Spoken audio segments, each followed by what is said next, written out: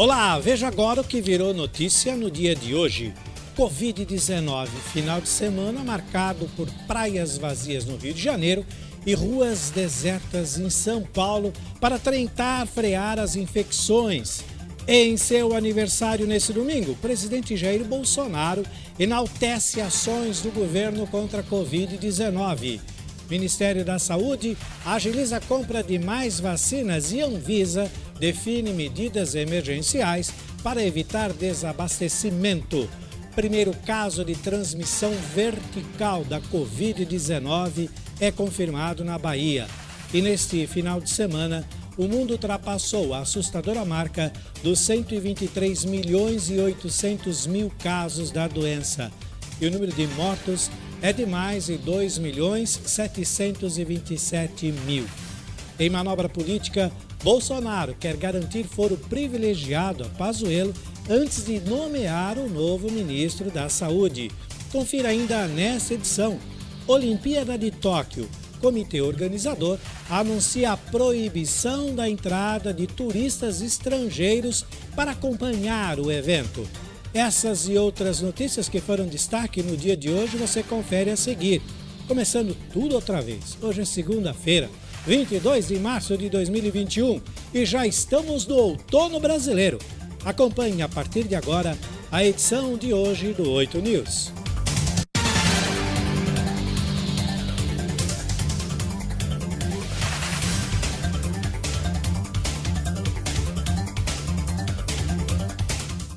Bem-vindos à edição de hoje do 8 News aqui na TV 8, terminando mais uma jornada de trabalho e começando mais uma semana, e claro, sempre com tempo aí para ficar muito bem informado. Obrigado pelo prestígio da sua audiência nessa cobertura especial aí com destaque às notícias sobre a Covid-19 e muito obrigado também por acompanhar nosso editorial com os principais fatos que viraram notícias no Brasil e no mundo, conectando a todos aí com muitos esclarecimentos. Agradecemos também aos nossos parceiros que transmitem aí o nosso editorial. A TV 8 de Porto Velho, lá em Rondônia, e também a Connect TV Brasil e a Connect TV Portugal. E abrimos o editorial de hoje em nossa cobertura especial sobre a pandemia de Covid-19 no Brasil. Depois da implementação de medidas para frear novas infecções de Covid-19, as praias da Zona Sul do Rio de Janeiro amanheceram vazias. Mesmo durante a pandemia, houve aglomerações na orla da cidade. Direto do Rio de Janeiro, vamos acompanhar então em nossa primeira reportagem, a reportagem inicial, todos os detalhes deste final de semana aí de restrições mais graves aí em vários estados do Brasil para conter a doença. Acompanhe. Normalmente cheias, inclusive durante a pandemia, as praias do Rio de Janeiro amanheceram vazias neste sábado, depois da proibição de banho de mar e prática de esportes na orla e nas areias. Um dos últimos estados do país a ser severamente atingido pela segunda e violenta onda da pandemia, o Rio de Janeiro tenta prevenir o que parece ser inevitável. Na sexta-feira, 95% dos leitos de terapia intensiva estavam ocupados e o prefeito Eduardo Paes classificou a situação como muito crítica. O Brasil vive o pior momento da pandemia, com hospitais lotados de norte a sul e uma campanha de vacinação ainda em estágio inicial. As medidas adotadas de forma descentralizada por governadores e prefeitos não têm sido suficientes para controlar o aumento das infecções. O presidente Jair Bolsonaro, que sempre se colocou contra medidas de distanciamento social, criticou a decisão da prefeitura carioca e classificou a atitude de hipocrisia. A cidade do Rio de Janeiro tem quase 20 mil mortes por Covid-19 e já passou de 215 mil casos confirmados. Em São Paulo, algumas das principais ruas do centro da capital ficaram totalmente desertas neste final de semana, como vamos ver as fotos em nosso telão. A rua direita, o Largo do Paissandu, e a esquina do Viaduto do Chá com a rua Líbero Badaró, onde fica a sede da prefeitura da cidade, estavam praticamente desertas no sábado pela manhã. Parece até que a população paulista está começando a colaborar com as diversas medidas impostas aí nas últimas semanas, tanto pelo governo do estado como pela prefeitura, na tentativa de diminuir as contaminações de casos da doença. A taxa de ocupação de leitos de unidade de terapia intensiva, UTI, ultrapassou no sábado, dia 20, o índice de 91% no estado de São Paulo. Na Grande São Paulo, o índice está agora em 91,7%. E o presidente Jair Bolsonaro, que completou aí 66 anos nesse domingo, dia 21, começou o dia fazendo um balanço recente de sua gestão, com ênfase em iniciativas de combate à Covid-19. Bolsonaro exibiu uma imagem com as embalagens das vacinas fabricadas pela Fiocruz e também pelo Instituto Butantan, no qual informa que o Ministério da Saúde distribuiu aí mais de 5 milhões de doses de vacina neste final de semana. Ainda entre as ações destacadas estão a chegada de um avião em Porto Velho, em Rondônia, na última sexta-feira, dia 19, trazendo aí um container com oxigênio líquido para ser utilizado no atendimento a pacientes vítimas da doença, além da entrega de 20 respiradores em Santa Maria, no Rio Grande do Sul. Nos tweets desse domingo, o presidente apontou aí ainda ações de profissionais de saúde indígena na selva amazônica e destacou o incremento aí de 84 leitos no complexo hospitalar da Universidade Federal do Ceará. Com recente indicação de queda de popularidade e menor engajamento nas redes sociais, os comentários nos posts aí de Bolsonaro ainda eram majoritariamente de apoio, mas dividiam aí espaço significativo com críticas do governo. Entre os entusiastas do governo, eram frequentes as menções aos chamados tratamentos precoces que não têm eficácia comprovada, além de ataques a governadores e prefeitos por adotarem medidas de restrição de circulação de pessoas. Entre os críticos, a maioria dos tweets responsabilizava aí o presidente pelas quase 300 mil mortes pelo coronavírus. E o Ministério da Saúde agiliza a compra de mais vacinas. O contrato com a Pfizer e a Janssen foi oficializado e o país vai contar com mais 138 milhões de doses para o Programa Nacional de Imunização. Nós vamos acompanhar em mais uma reportagem, nessa cobertura especial sobre a pandemia de Covid-19. Desta vez, essa reportagem vem lá de Brasília e você acompanha com som e imagens agora na tela do 8 News. Roda. O contrato assinado com a Pfizer prevê a entrega de 100 milhões de doses, 13 milhões e meio até junho e outros 86 milhões e meio de doses até setembro deste ano. A vacina da Pfizer já conta com o registro definitivo da Anvisa, mas ainda não está sendo usada no Brasil. Da Janssen, o governo comprou 38 milhões de doses.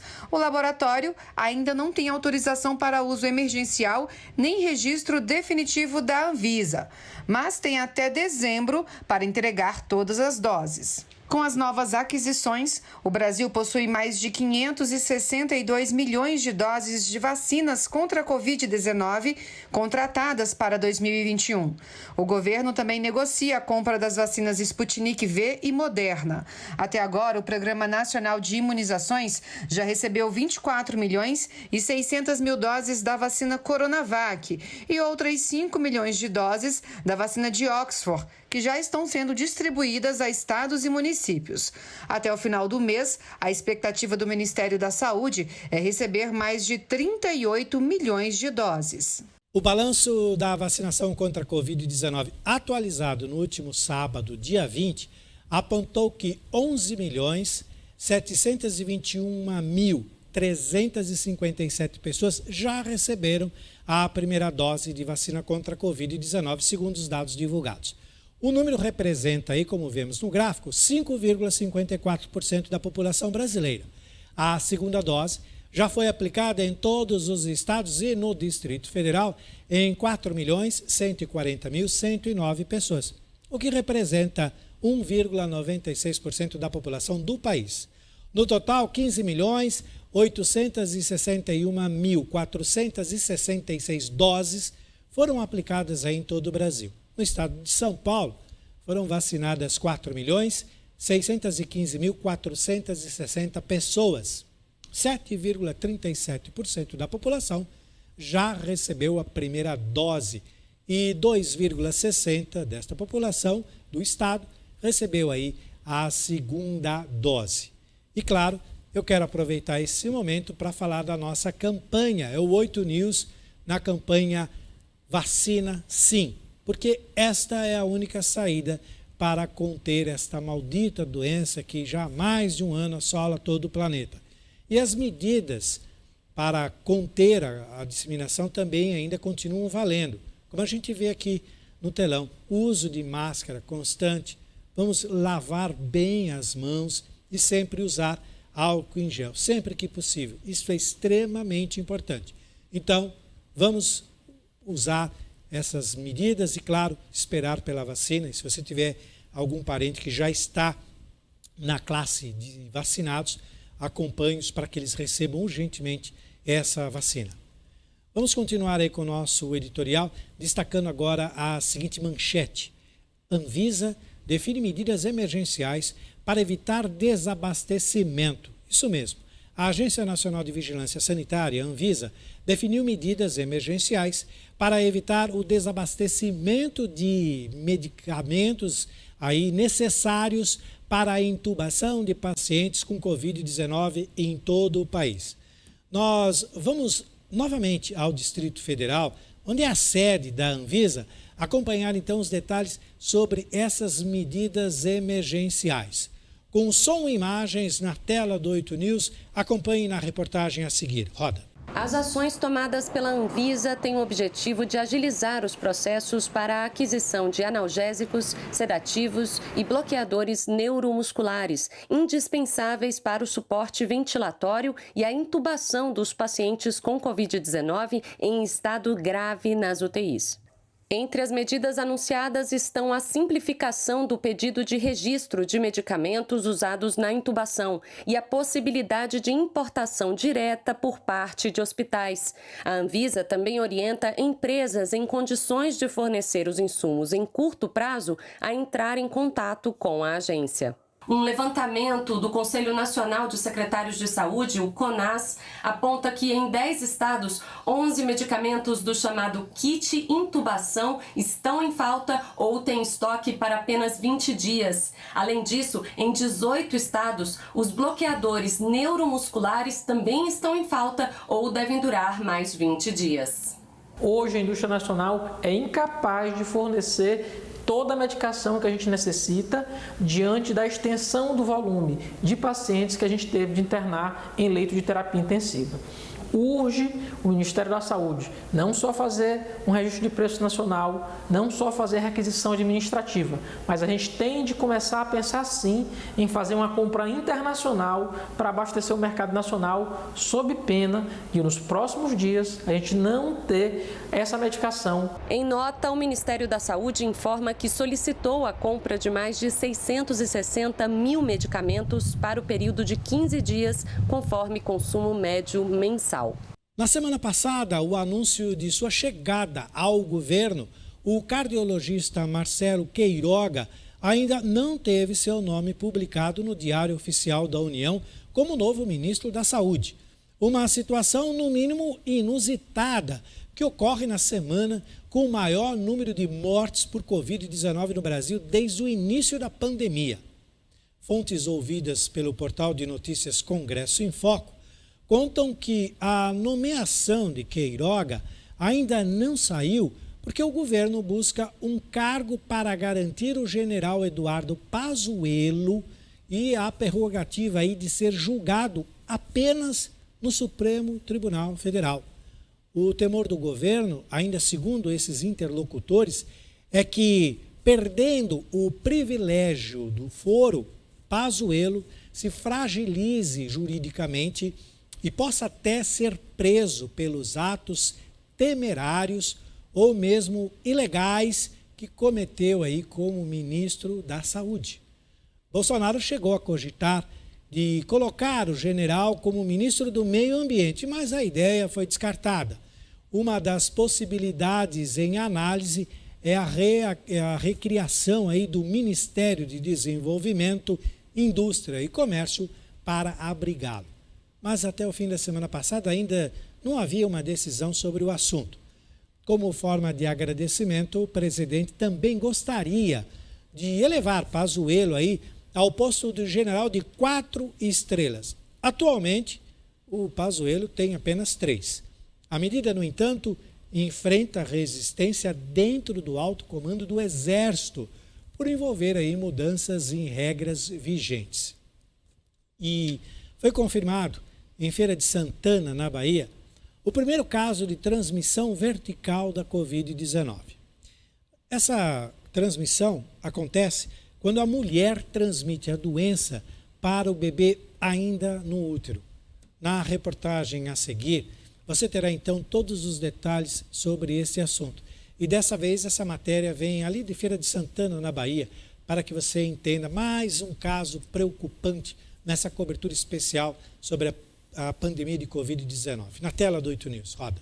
O caso foi anunciado numa entrevista coletiva realizada pela Prefeitura de Feira de Santana, cidade que fica a cerca de 100 quilômetros de Salvador. Os nomes da mãe e do bebê não foram divulgados. O Comitê de Combate ao Coronavírus de Feira de Santana informou que a mulher tem 39 anos e estava com 30 semanas de gestação quando foi diagnosticada com Covid-19. Por conta dos sintomas, foi internada no hospital particular aqui da cidade. O quadro se agravou, ela foi entubada e a equipe médica resolveu fazer uma cesariana de emergência. Logo após o parto, foi feito o exame de RT-PCR no bebê e confirmado que ele também está com Covid-19. Os dois seguem internados. Tanto a mãe como o neném precisaram de ventilação mecânica, precisaram ser entubados, mas evoluindo com melhora, já sendo entubado e com uma boa evolução. O cenário da Covid-19 é grave na Bahia. Já são quase 754 mil casos confirmados e mais de 13.600 pessoas morreram. A Secretaria de Saúde do Estado informou que 435 pacientes esperavam por regulação para leitos de UTI, unidade de terapia intensiva. E em Feira de Santana já tem escassez de 2 medicamentos, o anticoagulante e o relaxante muscular para intubação dos pacientes. Nós estamos com uma dificuldade de um determinado relaxante muscular, é um relaxante bem específico que é utilizado para você relaxar, inclusive, a garganta, a glote, para poder passar o tubo. E esse medicamento não é vendido em farmácia, não está disponibilizado para compra. É um medicamento específico para a área hospitalar que tem internamento e que tem centro cirúrgico. Agora nós vamos atualizar os números do triste balanço sobre a pandemia com o nosso demonstrativo aqui do país, conforme o último boletim que foi divulgado pelo site oficial do Ministério da Saúde, o Covid-19 Painel Coronavírus Brasil. Ele foi emitido ontem, domingo, dia 21 de março, às 7h30 da noite. Vamos lá, então. O número acumulado de casos confirmados da doença é de 11.998.233. O número de vidas perdidas pela doença atingiu, infelizmente, a casa dos 294.042, com 2,5% de letalidade. O saldo positivo está aí no número de casos recuperados, que agora é de 10.449.933, o que representa, desse total, 87,9% do total, né? São Paulo, que é o epicentro da doença no país, registrou aí 2.306.326 casos confirmados da doença, com 67.558 óbitos. Agora nós vamos conferir também o balanço em alguns outros estados, começando pelo Rio de Janeiro, onde o número de contaminados chegou aí a 621.991 e o número de vidas perdidas a 35.131. Em Minas Gerais, 1.033.562 pessoas foram contaminadas e 22.007, infelizmente, morreram até agora. Já no Rio Grande do Sul, até o momento, 791.219 contaminações e 16.869 mortes marcaram o estado. Em Rondônia, o número de contaminados pela Covid-19 é até agora de 175.187. E o número de mortos chegou aí a 3.677. E nesse final de semana, o mundo ultrapassou aí a assustadora marca dos 123 milhões e 800 mil casos de Covid-19. De acordo com dados compilados pela Universidade Johns Hopkins, agora são 123 milhões 849.791 pessoas infectadas pelo coronavírus em todo o planeta. E o número de mortos corresponde aí a 2.727.399.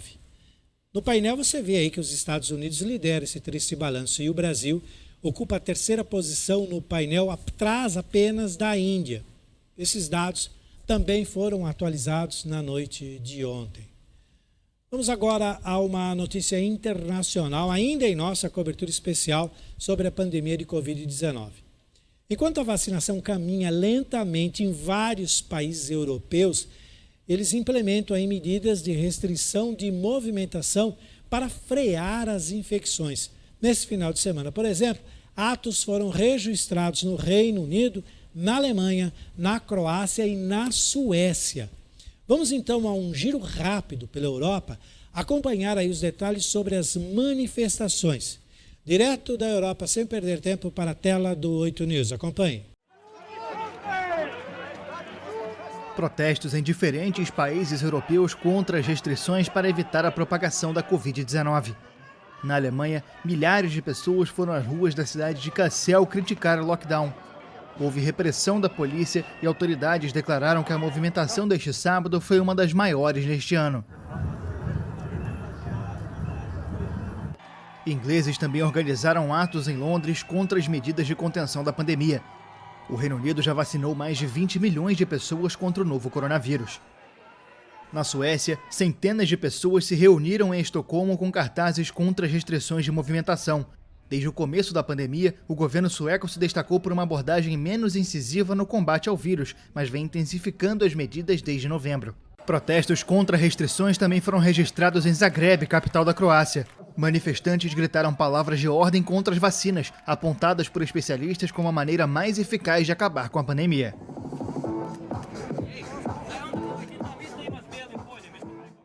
Aqui no Brasil, uma balada clandestina com 55 pessoas foi interrompida em Interlagos, na zona sul de São Paulo, na madrugada desse domingo.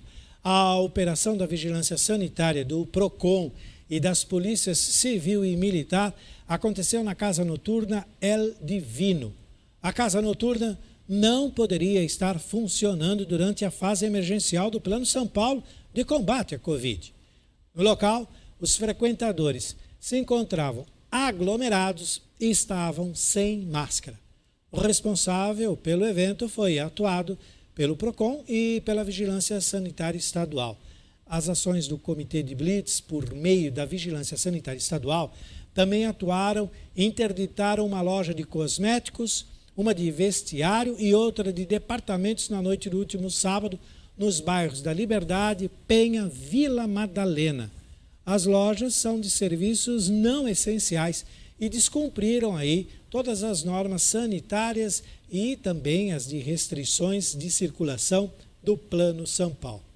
No total, 36 estabelecimentos foram inspecionados.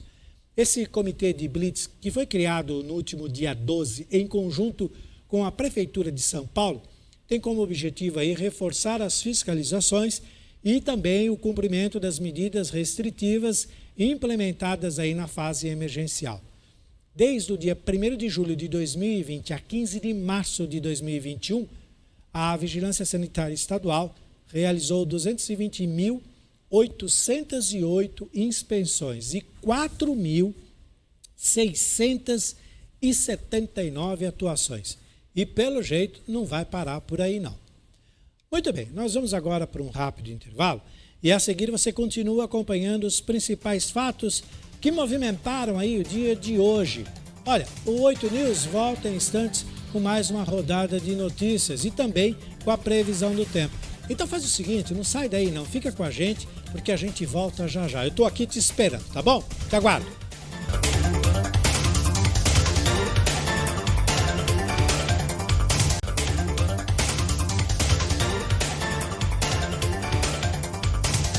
Muito Muito bem, estamos de volta com 8 News e vamos continuar com o nosso giro de notícias pelo Brasil e pelo mundo que movimentaram até agora o dia de hoje. E vamos falar sobre esportes. Torcedores de outros países não vão poder assistir aos Jogos Olímpicos de Tóquio, previstos aí para começar no dia 23 de julho, devido aí aos riscos sanitários ligados à Covid-19. Somente japoneses e estrangeiros residentes no país poderão comprar ingressos para acompanhar as competições nas arenas. Acompanhem mais uma reportagem internacional todos os detalhes sobre os Jogos Olímpicos que a maioria dos japoneses, como nós já vimos nos nossos editoriais anteriores, não querem a realização. Mas as medidas estão sendo cada vez mais adequadas. Dessa vez, a proibição de entrada de estrangeiros no país. Acompanhe. Torcedores de outros países não vão poder assistir aos Jogos Olímpicos de Tóquio, previstos para começar no dia 23 de julho devido aos riscos sanitários ligados à Covid-19. A decisão foi anunciada neste sábado pelos organizadores dos Jogos e saudada pelos comitês Olímpico e Paralímpico, que anunciaram que vão informar em breve sobre a devolução de ingressos já adquiridos. Temos que garantir um ambiente seguro para todos os participantes. Era uma decisão inevitável. O anúncio já era esperado. Informações divulgadas sugeriam que os organizadores acreditavam que a proibição de entrada de visitantes estrangeiros seria a única opção. O COI havia previsto exceções para alguns convidados, mas as regras provavelmente vão ser rígidas. A proibição é um fato histórico, já que nunca aconteceu de espectadores estrangeiros serem proibidos de entrar no país sede dos Jogos, nem mesmo durante a pandemia da chamada gripe espanhola.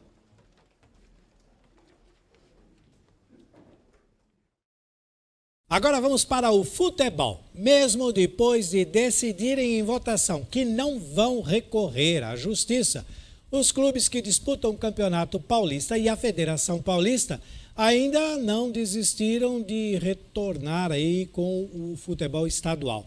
Nesta segunda-feira, em uma nova reunião, serão debatidos aí caminhos para uma possível solução. Vale lembrar que o esporte está suspenso em todo o estado, pelo menos até o dia 30 agora. Um dos principais temas sobre a mesa será, mais uma vez, o estudo de alternativas para levar o Paulistão, pelo menos temporariamente, a outro estado. Na semana passada chegou a existir aí uma negociação para a realização de jogos em Minas Gerais e no Rio de Janeiro, mas autoridades dos dois estados, numa atitude coerente, interferiram aí e vetaram partidas de clubes de outras praças. O principal argumento da Federação Paulista de Futebol e dos clubes para a retomada das atividades é a crença na segurança dos protocolos. Há, entretanto, uma preocupação.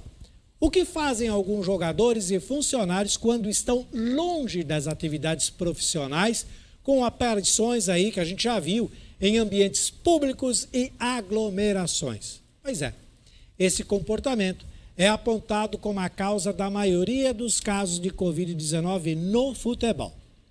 E olha só, no futebol feminino, a Ferroviária derrotou o América de Cali por 2-1 nesse domingo em Buenos Aires e se sagrou bicampeã da Copa Libertadores Feminina de Futebol. Esta aí foi a terceira decisão da Ferroviária em 4 participações na Libertadores. A equipe de Araraquara foi campeã em 2015 ao derrotar o Colo-Colo do Chile e perdeu a final em 2019 diante do Corinthians. Mais cedo, nesse domingo, aliás, o Timão, que foi eliminado pelo América na semifinal, venceu a Universidade do Chile, que caiu diante da Ferroviária anteriormente por 4-0 e ficou aí com o 3º lugar na competição. São as meninas aí dando um show no futebol na Libertadores. Vamos falar de Mega Sena? 2 apostas sortudas que apostaram, aliás, pela internet, acertaram 6 números e ganharam o prêmio máximo da Mega Sena. Esse prêmio foi realizado pela Caixa no sábado, agora, dia 20. O concurso 2354 sorteou em São Paulo os seguintes números. Na tela aí para você, 06, 18, 25, 30, 42 e 54. A Caixa informa que os bilhetes ganhadores receberão R$ 45.559.576,50, que vai ser dividido em duas partes, né? Para cada um, R$ 22.779.788,25. Outras 169 apostas acertaram a quina, quer dizer, 5 desses 6 números aí, ganhando R$ 21.900. A quadra, por sua vez, 4 números, teve 6.593 apostas certeiras, sendo que cada um desses sortudos embolsará aí a grande quantia de R$ 800. O concurso 2.355 está marcado agora para a próxima quarta-feira, dia 24 agora, onde o prêmio estimado agora é de R$ 22 milhões. O evento acontecerá a partir das 8 da noite, horário de Brasília, e terá transmissão ao vivo pela internet no canal oficial da Caixa no YouTube. Então, se você for apostar, boa sorte. Voltando ao nosso editorial de notícias, vamos destacar agora mais um programa do governo federal. Mais uma unidade de conservação será atendida pelo programa Adote um Parque. Desta vez, São João da Ponta, no estado do Pará, será adotado. Confira agora na reportagem especial a seguir mais detalhes sobre o programa do governo de Brasília, com som e imagens para a tela do 8 News. Acompanhe. A iniciativa é para conservar, recuperar e melhorar parques e unidades de conservação federais. A adoção pode ser feita por meio de empresas brasileiras e estrangeiras e pela própria população. Os valores mínimos para adoção são de R$ 50 ou 10 euros por hectare ao ano. Ao todo, 132 unidades da Amazônia Legal serão beneficiadas. As doações são enviadas diretamente às unidades de conservação, o que possibilita maior transparência e a garantia de que os serviços e produtos doados chegarão ao território preservado. É uma satisfação para o Ministério do Meio Ambiente já ter o terceiro parque dentro do programa Adote um Parque, São João da Ponta, no estado do Pará, um parque de 3.400 hectares, que recebe agora a Cooperativa dos Produtores de Guariba como o seu parceiro. Nós estamos fazendo aqui um chamamento para que os brasileiros, as pessoas físicas e jurídicas aqui no Brasil ou até no exterior, consultem a lista de unidades de conservação e escolham aqueles que eles têm interesse, capacidade financeira para adotar, que estarão cuidando de 15% da Amazônia de maneira muito concreta. Países da América do Sul e do Caribe debateram aí oportunidades de crescimento sustentável durante a Assembleia Anual do Banco Internacional de Desenvolvimento, o BID. Serão investidos aí 20 milhões de dólares em um fundo para a preservação da região amazônica, com a adesão aí de 7 países. A sugestão de criação desse fundo foi do governo brasileiro. Vamos acompanhar então na tela do 8 News mais uma matéria falando aí sobre a floresta amazônica. Na tela do 8 News, acompanhe.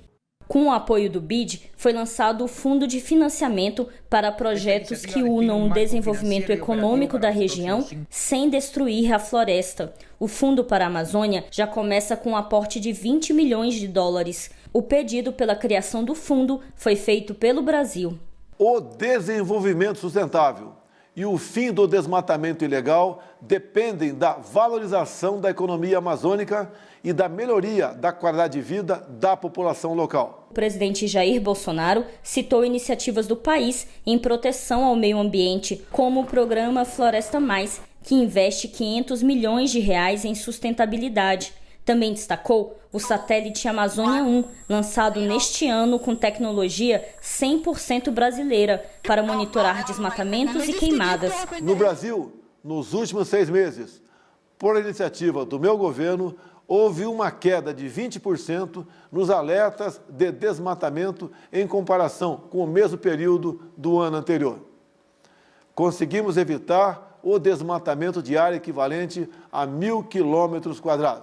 Fundado em 1959, o Banco Interamericano de Desenvolvimento, como o nome já diz, tem o propósito de financiar projetos que promovam o desenvolvimento da América Latina e do Caribe. O O BID trabalha pela melhoria da saúde, educação, infraestrutura e o meio ambiente da região. O novo fundo criado pelo banco se enquadra em todas essas áreas. Já o ministro da Economia, Paulo Guedes, defendeu uma agenda de crescimento verde para a Amazônia, com oportunidades de investimentos. Ele indicou ações tomadas pelo governo federal, como a inclusão de projetos de concessão florestal e de parques nacionais no Programa de Parcerias de Investimentos, o PPI.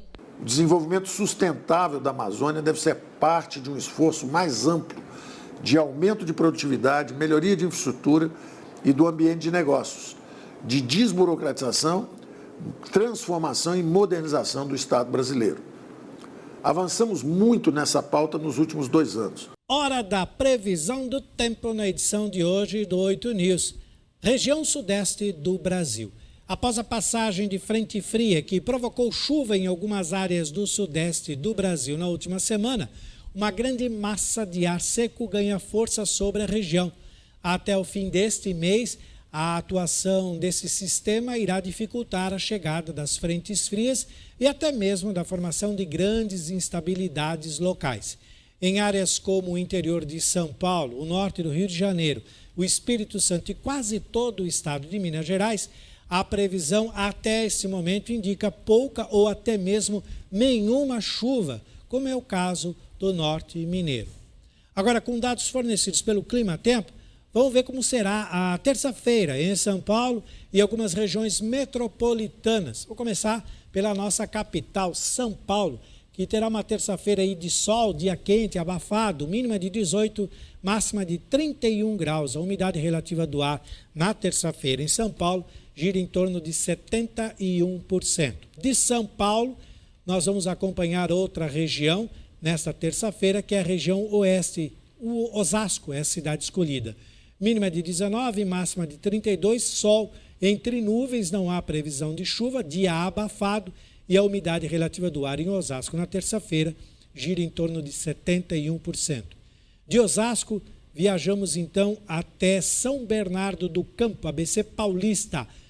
Não tão quente quanto as outras regiões, mas também bem abafado. São Bernardo começa com 17 e vai até 29 graus. Sol durante todo o dia, talvez à tarde entre nuvens, mas muito abafado. Umidade relativa do ar no ABC em torno de 73%. Do ABC, a gente vai para Guarulhos. Guarulhos começa o dia já quente, com 17 graus, o sol crescendo durante todo o dia, manhã, tarde e final da tarde, levam os termômetros aí a 32 graus. Não há previsão de chuva, o dia fica abafado, com algumas formações de nuvens, principalmente no período da tarde. Umidade relativa do ar em Guarulhos na terça-feira em 77%. De Guarulhos, vamos então para Mogi das Cruzes. A terça-feira começa com 17 graus e termina com 30, a temperatura máxima que os termômetros vão marcar. Mesmo sem chuva, a umidade relativa do ar nessa região de Mogi atinge aí o máximo, 100%. O que é muito bom, né? Pelo menos não vai chover, vai ficar quente, mas pelo menos um dia com uma umidade relativa do ar muito boa para a respiração. De Mogi, a gente fecha a nossa previsão para terça-feira com a cidade de Jandira, onde a mínima será de 17 e a máxima de 31 graus, com uma umidade relativa do ar em 87%. Está aí, então, a previsão do tempo para terça-feira, em algumas regiões metropolitanas de São Paulo, incluindo aí a nossa capital. Continuando com o editorial de hoje, nós vamos voltar a falar sobre a saúde no país. Cientistas do Brasil, dos Estados Unidos, do Panamá, estudam aí formas de prever epidemias de doenças transmissíveis, como as que são provocadas pelo mosquito Aedes aegypti. Na reportagem a seguir, você vai conferir todos os detalhes sobre esse assunto, ainda falando sobre saúde, mas não especificamente sobre a Covid, porque as doenças não pararam. A Covid não é a única doença e não é também a única que mereça toda a nossa atenção. Lembre-se que o número de dengue é muito alto ainda, febre amarela, e a gente precisa redobrar a atenção. Na tela do 8 News. Os cientistas querem entender melhores fatores que levam a novos surtos das doenças chamadas arboviroses, como, por exemplo, aquelas transmitidas pelo mosquito Aedes aegypti, como a dengue, a febre amarela, o zika vírus e a chikungunya. Falando de arbovírus, a gente pode destacar vários fatores, como, por exemplo, maiores temperaturas, maiores taxas de precipitação, que, consequentemente, então, vão favorecer, né, a infestação dos mosquitos vetores, e também o desmatamento, né, que aumenta então a proximidade dos humanos, né, com ambientes ainda não habitados, ambientes silvestres. Com base nos ciclos dessas doenças, os pesquisadores querem desenvolver ações de prevenção e combate ao mosquito. Uma das estratégias é monitorar a propagação dele em ambientes urbanos. Podemos ver hoje com a pandemia, né, do SARS-CoV-2 a importância, né, da gente se ter uma vigilância constante e sempre estar aí entendendo melhor esses vírus, né, com potencial emergente ou reemergente. Aqui no Brasil, a doença que mais chama a atenção dos pesquisadores é a dengue. Nos 2 primeiros meses deste ano foram registrados mais de 72 mil casos prováveis da doença. O Acre lidera o ranking no país com mais de 9 mil registros. E esses números podem ser maiores, já que a pandemia de Covid-19 provocou a redução das notificações em todo o território nacional. O Distrito Federal apresentou bons resultados. Até o dia 27 de fevereiro, reduziu em mais de 70% os casos prováveis de dengue com relação ao mesmo período do ano passado. A conscientização dos brasilienses foi fundamental. Dona Denise, por exemplo, não dá chance para o mosquito. Cada vasinho meu desse aqui, eu coloco um pratinho com areia. E à medida que eu molho, a água desce e não acumula água. Todos nós estamos tomando conta, tendo os cuidados com a dengue. Na educação, cresce número de escolas públicas sem banheiro, internet e banda larga. 35,8 mil não tem sequer coleta de esgoto. O número de escolas públicas que não tem banheiro e também não tem internet de banda larga cresceu entre 2019 e 2020, de acordo com o Censo Escolar da Educação Básica do Ministério da Educação. Os dados foram coletados em março do ano passado.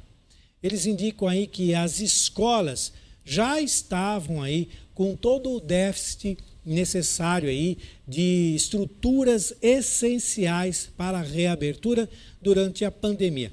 E caso não tenham sido feitas as mudanças, podem ser um grande entrave para estudantes e professores retomarem as salas de aula. Em 2019, 3,5 mil escolas públicas não tinham banheiros, o que representava aí 2,4% do total. Em 2020, aumentou para 4,3 mil, isso quer dizer 3,2% do total.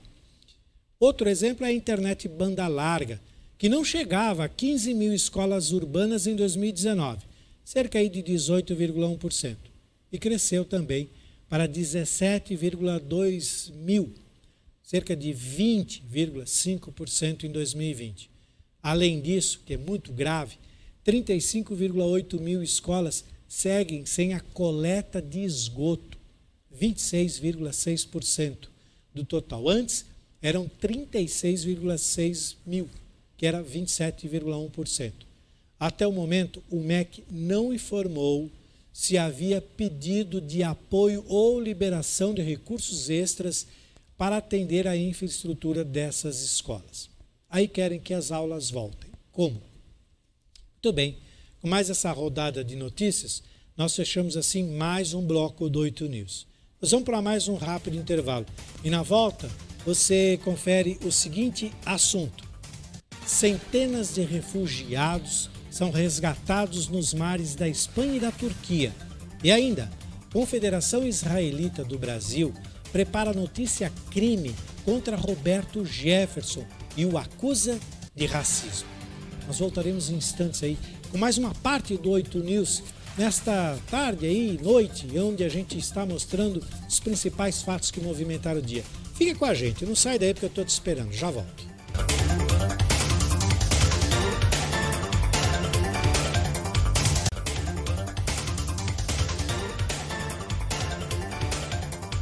Muito bem, estamos de volta e agora é hora de notícia, hora de ficar muito bem informado. Nós vamos destacar agora outros fatos que movimentaram o noticiário no Brasil e no mundo neste dia de hoje. E vamos a um giro internacional de notícias, começando pelo seguinte destaque. Centenas de refugiados são resgatados nos mares da Espanha e da Turquia. Mais de 200 pessoas foram resgatadas do mar nos últimos dias, na Espanha e na Turquia. Com som e imagens para a tela do 8 News, você vai ter todos os detalhes sobre esta primeira matéria em nosso Giro Internacional na tela do 8 News. Roda. A Guarda Costeira turca resgatou 158 pessoas na costa da província de Izmir, no Mar Egeu. Elas foram abandonadas por gregos em águas turcas. Estavam em 8 botes, mas sem coletes salva-vidas, e comemoraram a chegada do socorro. A Grécia já foi a principal porta de entrada para centenas de milhares de requerentes de asilo. Eles usavam a rota via Turquia para chegar ao país, mas um acordo da Turquia com a União Europeia há 5 anos fechou esse fluxo e travou a passagem dos migrantes. Já na ilha Gran Canária, na Espanha, 84 migrantes chegaram num navio da Guarda Costeira após serem resgatados no Oceano Atlântico. Eles foram encontrados em 2 botes em alto mar. O número de pessoas sem documentos que chegam às Ilhas Canárias aumentou 8 vezes no ano passado em relação a 2019. O impacto da pandemia no turismo e em outras indústrias da África subsaariana levou mais gente a embarcar na perigosa jornada. Depois do ataque na semana passada em Atlanta, que matou 6 mulheres de origem asiática, americanos foram às ruas protestar contra o racismo contra asiáticos. Vamos então até os Estados Unidos acompanhar todos os detalhes sobre essa manifestação na tela do 8 News. Roda. Protestos nos Estados Unidos contra o racismo contra a comunidade asiática. Manifestantes saíram às ruas de Minneapolis depois de um massacre na última terça-feira em vários spas na cidade de Atlanta. 6 das 8 vítimas eram mulheres de origem asiática. O autor do ataque, que enfrenta 8 acusações de assassinato, afirmou que não estava motivado pelo ódio racial, mas que é um obsessivo sexual que queria suprimir uma tentação. De acordo com os investigadores, o homem de 21 anos queria ir à Flórida para atacar um estabelecimento vinculado à indústria pornô, mas foi detido com a ajuda da própria família. O massacre aconteceu apenas horas depois da publicação de um relatório de uma ONG que aponta um aumento significativo dos crimes de ódio contra pessoas asiáticas nos Estados Unidos, principalmente mulheres. A associação identificou mais de 3.800 ameaças e agressões contra americanos de origem asiática em 2020. Militantes antirracistas e os democratas acusam o presidente Donald Trump de ter apoiado o racismo ao chamar o coronavírus de peste chinesa.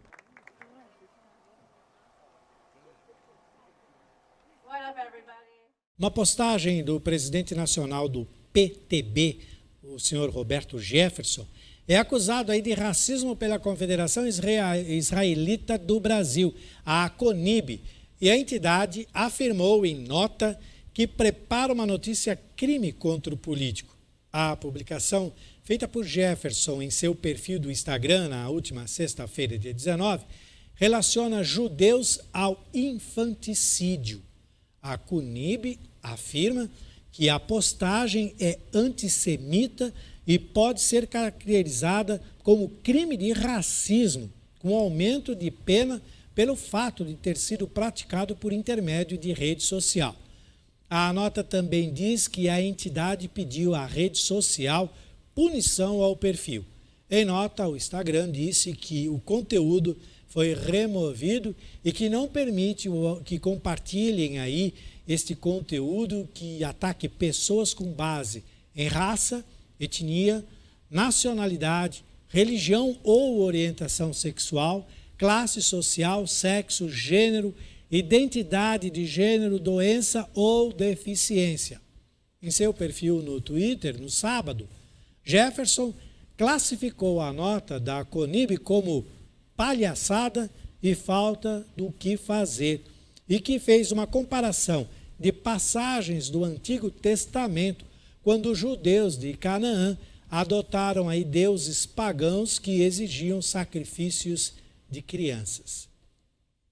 E a situação econômica de várias classes profissionais vai de mal a pior em todos os cantos do planeta. Tudo isso por conta do confinamento que prejudica o comércio e a economia.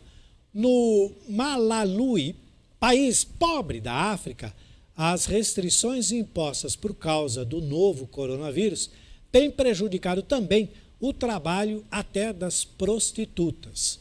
Na tela do 8 News, direto da África, com som e imagens, você vai acompanhar que a vida delas não é fácil. Roda. A polícia no Malawi tem dispersado as pessoas em bares para exigir o cumprimento do toque de recolher imposto no país. As medidas para tentar conter a disseminação da Covid-19 causam muitos prejuízos econômicos, inclusive para as prostitutas. A restrição aos bares não garante que a Covid-19 não vai se espalhar, porque mesmo as pessoas que estão confinadas em casa estão pegando. Se eles fecharem os bares, como vamos encontrar nossos clientes para ganhar a vida e ajudar nossas famílias?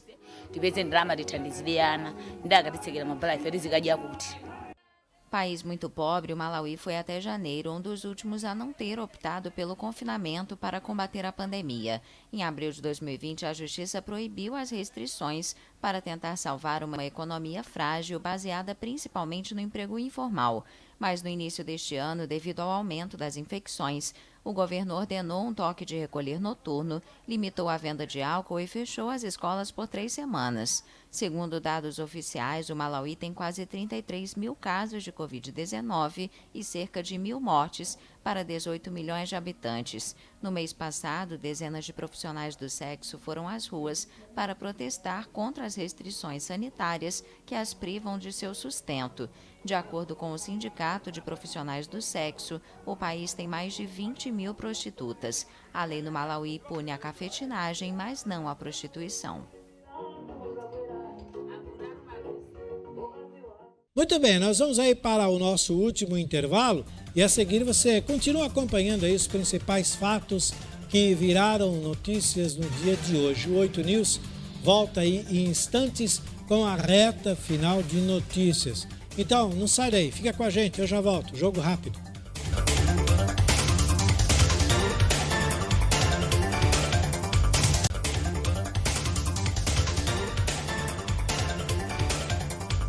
De volta e as notícias não param. Vamos aí aos últimos destaques da edição de hoje do 8 News, começando pelo seguinte destaque. Luto na Itália lembra as mais de 100 mil pessoas que morreram de Covid-19. Hoje o dia foi de luto aí, foi de lembrança na Itália para homenagear aí as mais de 100 mil pessoas que morreram no país vítimas de Covid-19. Os detalhes sobre este assunto você acompanha agora na tela do 8 News, direto da Itália com som e imagens. Confiram. As bandeiras do lado de fora das instituições italianas, em Roma, amanheceram a meio mastro. Mas as principais homenagens foram em Bérgamo, no norte do país, local que foi o epicentro da pandemia há um ano. 18 de março foi a data em que um comboio de caminhões do Exército entrou na cidade para levar caixões com os mortos pela Covid-19. As imagens chocaram o mundo. Hoje, o primeiro-ministro italiano participou de uma cerimônia em Bérgamo. Ele colocou uma coroa de flores no cemitério local e disse que este é um dia cheio de tristeza, mas também cheio de esperança. Mas anche pieno di speranza.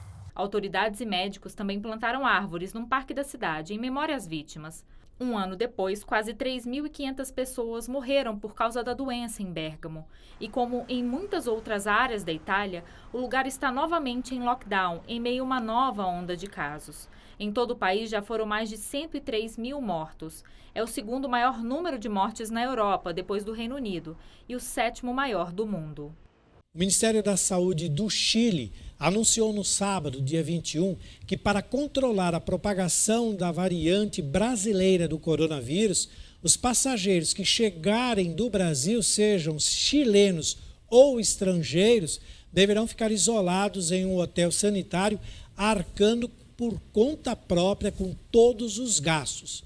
Além dos que chegarem do Brasil, todos que estiverem no país nos últimos 14 dias também deverão se hospedar em um hotel sanitário por ao menos 72 horas. As diárias no hotel, os custos de deslocamento e do novo exame deverão ser pagos aí pelo próprio passageiro. antes mesmo de embarcarem ao voo a Santiago. A medida entrará em vigor a partir da próxima quinta-feira, agora dia 25, por tempo indeterminado, de acordo com a evolução da situação sanitária no Chile. E olha, a França impôs um novo lockdown em toda a região de Île-de-France, onde fica Paris. A medida começou a valer a partir da meia-noite de hoje e também vai até a próxima sexta-feira. Na tela do 8 News e mais uma reportagem internacional, desta vez direto da França, você vai acompanhar mais uma vez esta determinação de lockdown na França. Vale lembrar que ela começou hoje e vai até a próxima sexta-feira. Direto da França para a tela do 8 News. Roda. As restrições vão durar pelo menos 4 semanas para conter o que parece ser uma terceira onda da Covid-19 na França. Só na semana passada houve um aumento de 20% dos novos casos da doença. Nas últimas 24 horas foram 268 mortes. A capital francesa já corre o risco de colapso nas UTIs. Por isso, pacientes graves são transferidos para hospitais de outras regiões. Além de Paris, muitos locais que ficam na fronteira com a Bélgica estarão em lockdown. Mas desta vez, as restrições não serão tão rígidas. Escolas e lojas, como livrarias e cabeleireiros, podem permanecer abertas. Esta cabeleireira acredita que cuidar da aparência ajuda a manter a saúde mental. Physique é importante, je pense, aujourd'hui. Já esta professora critica o relaxamento deste lockdown diante do cenário da pandemia. Ela diz que tem a impressão de que há mais lugares abertos que antes. En fait, finalement, j'ai l'impression que c'est plus ouvert qu'avant. A França é o 6º país do mundo com maior número de infecções por Covid-19. Ontem, a Organização Mundial da Saúde alertou para a tendência de aumento de novos casos na Europa. E antes de encerrar a edição de hoje do 8 News, nós vamos aí uma última reportagem. Você já ouviu falar nas abelhas sem ferrão? Pois é, elas existem e produzem um mel aí, né? Muito saboroso, de um nível muito alto de qualidade.